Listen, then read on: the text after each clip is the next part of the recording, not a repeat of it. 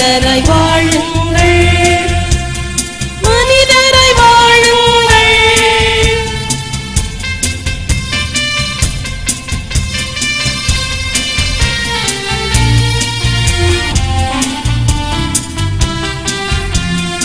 ஆசையை வென்றவன் அகிலத்தை வென்றவன் ஆவான், இது உண்மை. நல்ல அமைதியை கெடுக்கும் மனச்சுமை குறைத்தால் 1000 வரும் நன்மை. நல்ல அமைதியை கெடுக்கும் மனச்சுமை குறைத்தால் 1000 வரும் நன்மை, 1000 வரும் நன்மை.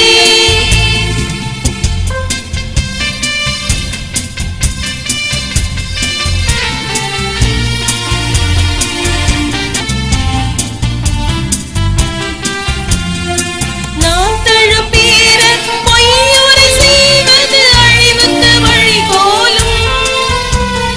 நாம் தழும் வீரர் பொய்யுரை செய்வது அழிவுக்கு வழிகோலும். செய் நன்றி மறப்பதும் நட்பை பகைப்பதும் பாவத்தின் சுமையாகும், பாவத்தின் சுமையாகும். இயேசுநாதர் கூறுகிறார், இதை கொஞ்சம் கேளுங்கள். அவர் இதயத்தை திறந்து சொல்வதை கேட்டு மனிதராய் வாழுங்கள், மனிதராய் வாழுங்கள்.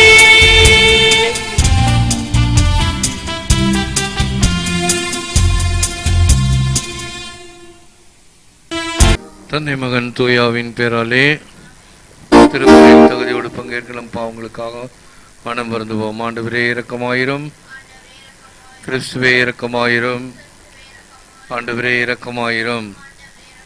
இல்லாமல் இறைவன் நம் மீது இரக்கம் வைத்து நம் பாவங்களை மன்னித்து நம்மை முடிவில்லா வாழ்வுக்கு அழைத்து செல்வாராக. கிறிஸ்துவுக்கு பின் 2024 ஆண்டு மே மாதம் 27ஆம் தேதி திங்கட்கிழமை காலை திருப்பலியில் பங்கேற்றுக் கொண்டிருக்கிறோம். சென்ட் அகஸ்டின் ஆஃப் கான்டர்பரி நினைவு கூறப்படுகின்றார். ஆண்மேலை பற்றிக்காக தஞ்சாவூர் மறை மாவட்ட முன்னாள் ஆயர் தேவதாஸ் அம்ப்ரோஸ் ஆண்டகை இன்றைய தீம் கொடு பெருவாய். திருப்பலி தொலைக்காட்சியிலும் இணையத்திலும் கண்டு ஒப்படுகின்ற குடும்பங்கள், வயதானவர்கள், நோயாளிகள், குழந்தைகள், இராணுவ வீரர்கள் அனைவருக்காகவும் இறைஞ்சுவோம். பாடல் 111 ஆண்டவர் தமது உடன்படிக்கையை என்றென்றும் நினைவில் கொள்கின்றார். நெஞ்சார ஆண்டவருக்கு நன்றி செலுத்துவேன், நீதிமான்களின் மன்றத்திலும் சபையிலும் அவருக்கு நன்றி செலுத்துவேன். ஆண்டவரின் செயல்கள் உயர்ந்தவை, அவற்றில் இன்பம் காண்போர் அனைவரும் அவற்றை ஆய்ந்துணர்வர். அவர் தமக்கு அஞ்சி நடப்போர்க்கு உணவு அளிக்கின்றார், தமது உடன்படிக்கையை என்றும் நினைவில் கொள்கின்றார். தம் மக்களுக்கு அவர் மீட்பை அளித்தார், தம் உடன்படிக்கை என்றென்றும் நிலைக்குமாறு செய்தார். அவரது திருப்பெயர் தூயது, அஞ்சுதற்கு உரியது, அவரது புகழ் என்றென்றும் நிலைத்துள்ளது.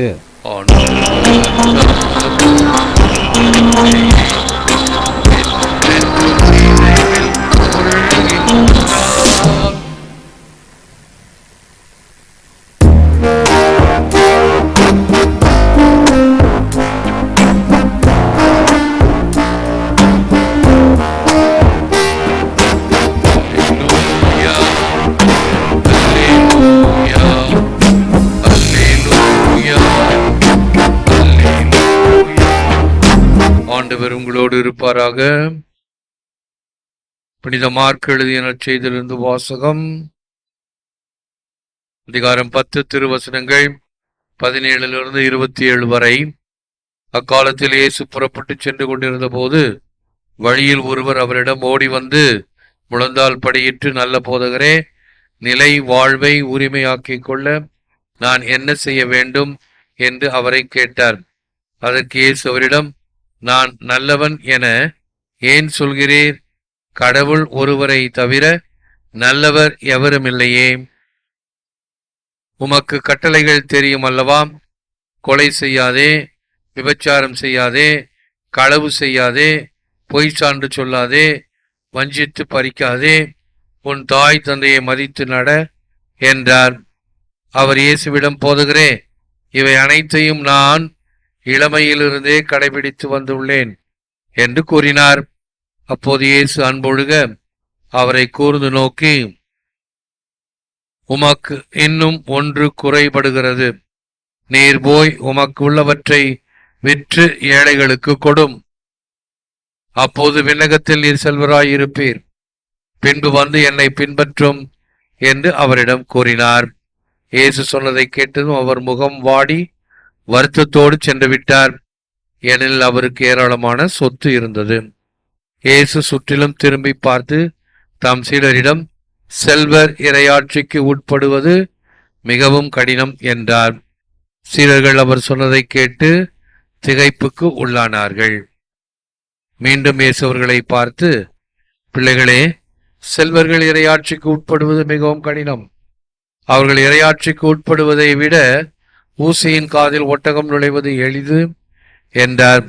சீடர்கள் மிகவும் வியப்பில் ஆழ்ந்தவர்களாய், பின் யார்தான் மீட்பு பெற முடியும் என்று தங்களிடையே பேசிக் கொண்டார்கள். இயேசு அவர்களை கூர்ந்து நோக்கி, மனிதரால் இது இயலாது, ஆனால் கடவுளுக்கு அப்படி அல்ல, கடவுளால் எல்லாம் இயலும் என்றார். இது கிறிஸ்து வழங்கும் வாழ்வு தரும் நற்செய்தி. கிறிஸ்துவே, உமக்கு புகழ். No one is good but God alone. கடவுள் ஒருவரை தவிர நல்லவர் எவரும் இல்லையே. இயேசுவில் அன்பார்ந்த சகோதர சகோதரிகளே, அன்பார்ந்த தொலைக்காட்சி விசுவாசிகளே, go and sell what you own and give the money to the poor, you will have treasure in heaven. 10:18 நீர் போய் உமக்கு உள்ளவற்றை விற்று ஏழைகளுக்கு கொடும், அப்போது விண்ணகத்தில் நீர் செல்வராய் இருப்பீர். அன்பார்களே, சென்ட் பசில் என்பவர் கூறுகிறார், how will we live when we are stripped of everything? What sort of life will we lead when everything has been sold and there is no longer any property? நாம் அனைத்தையும் இழந்த நிலையில் எப்படி வாழ முடியும்? அனைத்தையும் விற்ற பிறகு எப்படிப்பட்ட வாழ்க்கை நாம் வாழ முடியும்? இனியும் எவ்வித சொத்தும் நமக்கில்லை. Gods must be crazy என்பது ஒரு ஆங்கில திரைப்படம். அதில் ஒரு குழுவினர் சிறிய விமானத்தில் செல்லும் பொழுது அது பழுதாகி காட்டுக்குள் விழுந்துவிடும். திக்கு தெரியாத காடு. அங்கு இருக்கக்கூடிய அந்த காட்டுவாசிகளில் ஒருவன் இவர்களுக்கு உதவ வேண்டும் என்று உதவுகிறான். இதையெல்லாம் கடந்து இவனுடைய உதவியால் அவர்கள் காட்டை கடந்து விடுவார்கள். இறுதியிலே தங்களுடைய நன்றியாக ஒரு கத்தையா டாலர்ஸ் எடுத்து அவனுக்கு கொடுப்பாங்க. இந்த எங்களுடைய நன்றி, உனக்கு வைத்துக்கொள் என்று. அவனுக்கு டாலர்னா என்னன்னு தெரியாது. முன்னையும் பார்ப்பான், காகிதம் போல இருக்கிறது, அப்படியே தூக்கி விசிறுவான். அந்த படத்தினுடைய கடைசி சீன் அதுதான். இந்த பணம் அவன் கையிலே தூக்கி வீசப்படுகிறது. இதற்காக நான் உதவவில்லை, மனித நேயத்துக்காக உதவினான். இது என்னவென்று எனக்கு தெரியாது, இதனால் என்ன பயன் என்று எனக்கு தெரியாது, எனக்கு தேவையில்லை. இயேசு கூறுகின்ற இந்த நற்செய்திக்கு ஒரு நல்ல உதாரணம். பணம்தான் உலகம், பணம்தான் எல்லாம் என்று இருக்கின்ற இந்த உலகத்திலே தேவை, ஆனால் அது உன்னை ஆக்கிரமித்துக் கொள்ளக்கூடாது, அதுவே எல்லாமாக இருக்கக்கூடாது. எலியானது எலிப்பொறிக்குள் மாட்டிக்கொள்கிறது. இத்தனை நாள் நமக்கு தொந்தரவு பண்ண அந்த எலி மாட்டிக்கிச்சு, நாளைக்கு காலையில் ஏந்தனும் முதல் வேலை அதை ஒழிக்கணும். இவங்க நல்லா நிம்மதியா தூங்குவாங்க. எலி தூங்குமா? தூங்காது. பலகையெல்லாம் ஓட்டையிட்டு வெளியே போகிற எலியாச்சே, ஓட்டை போட்டு வெளியே போகுமா? போகாது. என்ன செய்யும்? Hoping against hope. எப்படியாவது இந்த பொறியிலிருந்து தப்பித்து செல்ல வேண்டும் என்று முயற்சி மேல் முயற்சி செய்து கொண்டே இருக்கும். அதை சுற்றி சுற்றி வரும். இரவு முழுவதும் அதுக்கு ஒரு மரண போராட்டம். இப்ப அது நினைக்குமா, சாவறதுதான் சாவறோம், இந்த தேங்காய் துண்டை தின்னுட்டாவது சாகலாமே அப்படின்னு நினைக்குமா? இல்லை. இப்பொழுது அந்த உணவை விட அதனுடைய உயிர் மேலானது என்று யாரு அதுக்கு எந்த ஃபாதர் அதுக்கு பிரசங்கம் வச்சு சொல்லி கொடுத்தாரு? இயல்பாக இருக்கக்கூடியது. இந்த உணவு எனக்கு தேவைதான், ஆனால் அதைவிட இப்பொழுது என்னுடைய உயிர் முக்கியம், அந்த உயிரை நான் காப்பாற்றிக் கொள்ள ஏதாவது முயற்சி செய்ய வேண்டும் என்று முயற்சிக்கின்றதே, அந்த 5 அறிவு படைத்த அந்த ஜீவராசிக்கு தெரிகின்ற அளவு நான் உணரக்கூடாதா? எஞ்சான் உடம்புக்கு சிரசே பிரதானம் என்பது பழமொழி. ஆனால் பலருக்கு எஞ்சான் உடம்புக்கு வயிறே பிரதானம். இப்படி வயிறே பிரதானம், அல்லது பாரதியார் இன்னும் சாட்டையடி சொல்லுவார், வெந்ததை தின்று வந்ததை விதி என்று சொல்லி வாழுகின்ற கேடுகட்ட மனிதர்கள். ஏதோ வெந்து உணவு சாப்பிடுறோம், வந்ததா இது என்னுடைய விதி என்று சொல்லிக்கொண்டு அதை பல்லை கடித்துக் கொண்டு வாழ்ந்து கொண்டு இருக்கிறோம். அது வல்ல வாழ்க்கை. வாழ்க்கை என்பது ஒரு தத்துவத்தின் அடிப்படையிலே, ஒரு குறிக்கோளின் பின்னணியிலே செல்ல வேண்டும். அதற்கு எது நமக்கு மேல் வரி சட்டமாக முன் உதாரணமாக இருப்பது ஆண்டவருடைய அருள்வாக்கு. தினம் தினம் நமக்கு கொடுக்கப்படுகின்ற இந்த அருள்வாக்கை ஏற்றோம் என்றால் அது நமக்கு பலன் தரும், பயன் தரும். When wealth is lost, nothing is lost. When health is lost, something is lost. When character is lost, everything is lost. செல்வத்தை இழக்கும் போது எதையும் இழக்கவில்லை. உடல் நலத்தை இழக்கும் போது சிலவற்றை இழக்கிறோம். ஒழுக்கத்தை இழக்கும் போது அனைத்தையும் இழக்கிறோம். ஆகவேதான் ஏழையாக இருந்தாலும் யார் நேர்மையாக இருக்கிறார்களோ, நாணயமாக இருக்கிறார்களோ, அவர்கள் மிகப்பெரிய செல்வந்தர்கள். ஏழையாக இருக்கலாம், ஆனால் நேர்மையோடு இருத்தல், சோரம் போகாமல் இருத்தல் வேண்டும். He became poor so that by this poverty you might become rich. அவர் செல்வராயிருந்தும் உங்களுக்காக ஏழையானார். அவருடைய ஏழ்மையினால் நீங்கள் செல்வராகுமாறு இவ்வாறு செய்தார். தன்னையே இழந்து, அன்பு என்றால் என்னவென்று கேட்டு பாருங்கள், அத்தனையும் தருவதுதான் அன்பு என்று இரு கரத்தையும் விரித்து தன்னுடைய இறுதி துளி இரத்தத்தையும் தண்ணீரையும் தாயையும் கொடுத்து இறந்தவர் கல்வாரி மலையிலே, சிலுவையிலே. அப்படிப்பட்ட நிலையை ஏற்பதற்கு என்ன காரணம்? நாம் கடவுளின் பிள்ளைகளாகும்படி, நமக்கு விண்ணக கதவை திறந்து விடும்படி தன்னையே பலியாக்கினார். The love which comes from God, a tender and spousal love, gives rise to profound and radical demands. கடவுளிடமிருந்து வரும் அன்பு மென்மையானது, தம்பதியரின் அன்பை ஒத்தது. அது வழிந்தோடும் தேவைகளை அதிகரிக்க செய்கிறது. It gives rise to profound and radical demands. அந்த அன்பானது எவ்வளவு தூரம் உந்தி தள்ளுகிறது, இதை நான் செய்ய வேண்டும், இப்படி செய்ய வேண்டும் என்று நம்மை கட்டாயப்படுத்துகிறது. அதுதான் உண்மையான அன்பு.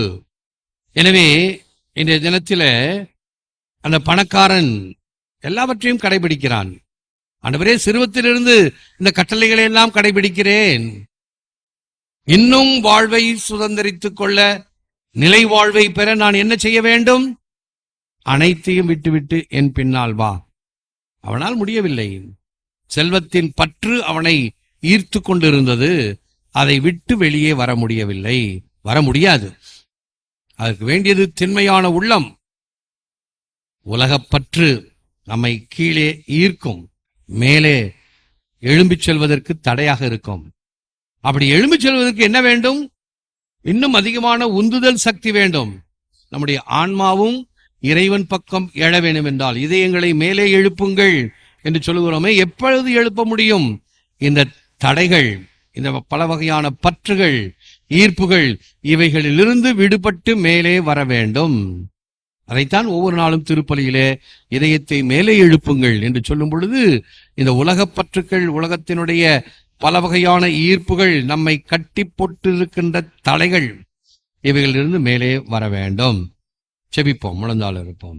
Lord, free my heart from all fetters that hold me back from following you. Do not let money, material things or fame ever enslave me. இறைவா, உம்மை பின்பற்ற தடையாயிருக்கும் அனைத்திலிருந்தும் எனக்கு விடுதலை அளித்தருளும். பணமோ, செல்வங்களோ அல்லது புகழோ என்னை அடிமைப்படுத்த விடாதேயும். ஏற்று வரமருளும் இறைவா காக்கும் கரங்களினால். ஆமென். ஆமென். ஆமென். ஆமென்.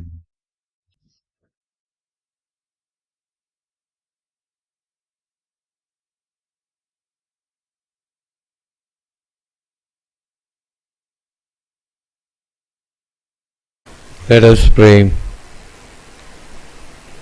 Grant us, Almighty God, that we may be refreshed and nourished by the sacrament which we have received, so as to be transformed into what we consume. We ask this through Christ our Lord. ஆமென். ஆண்டவர் உங்களோடு இருப்பாராக.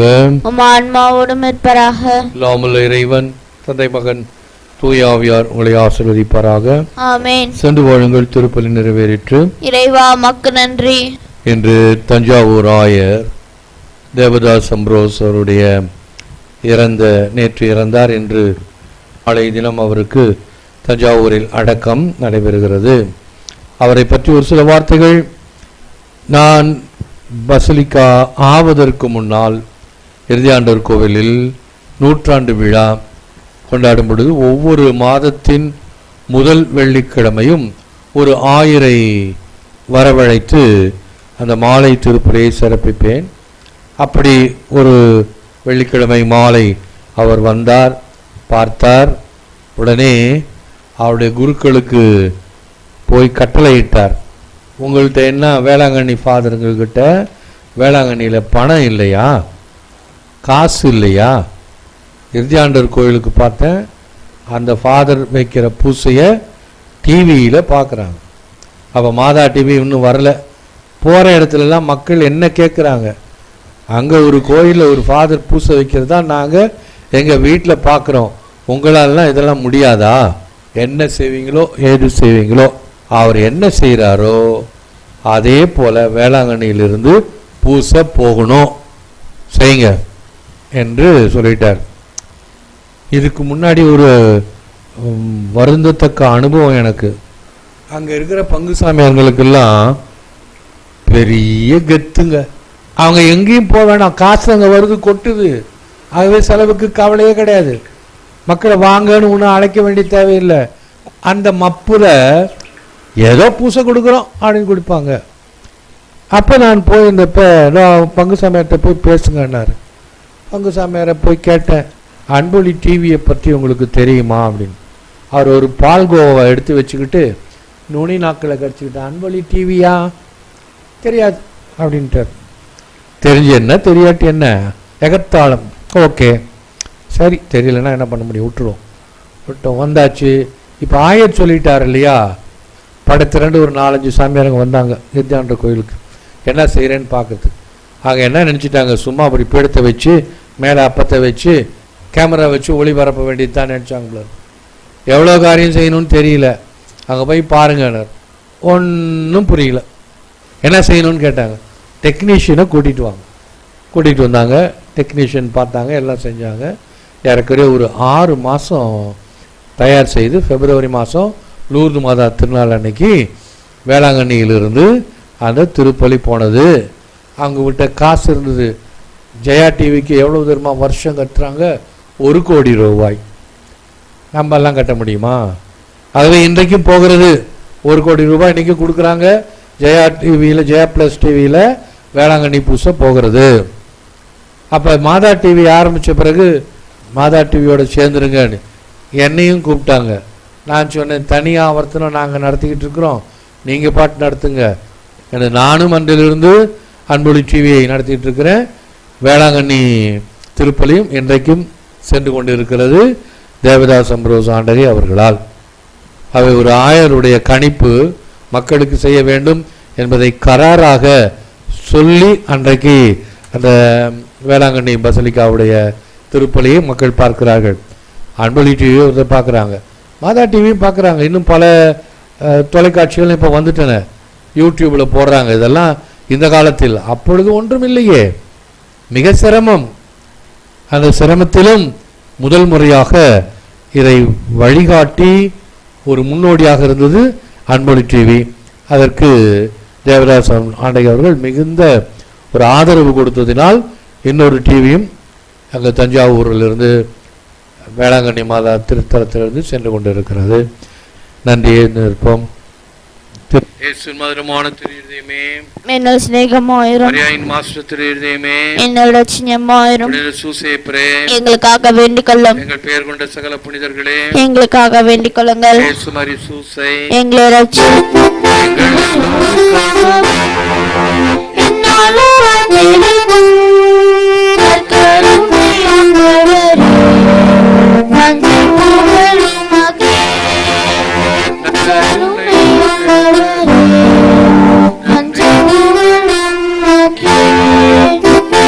தஞ்சை ஆயர் Devadas Ambrose ஆண்டை அவர்களுக்கு அஞ்சலி. இறந்தோர் வாழ்வு ஒளி பெருக கழித்தள்ளும் ஆண்டவரே, முடியலார் மேலதாக மரித்த விசுவாசுடைய ஆன்மாக்களினுடைய இரக்கத்தினால் நித்திய சமாதானத்தில் இளைப்பாற கடவன. ஆமென். தந்தை மகன் தூயாவின் பேராலே ஆமென். இயேசுக்கே புகழ். மரியே வாழ்க. Good morning and God bless all of you. Good morning, Father.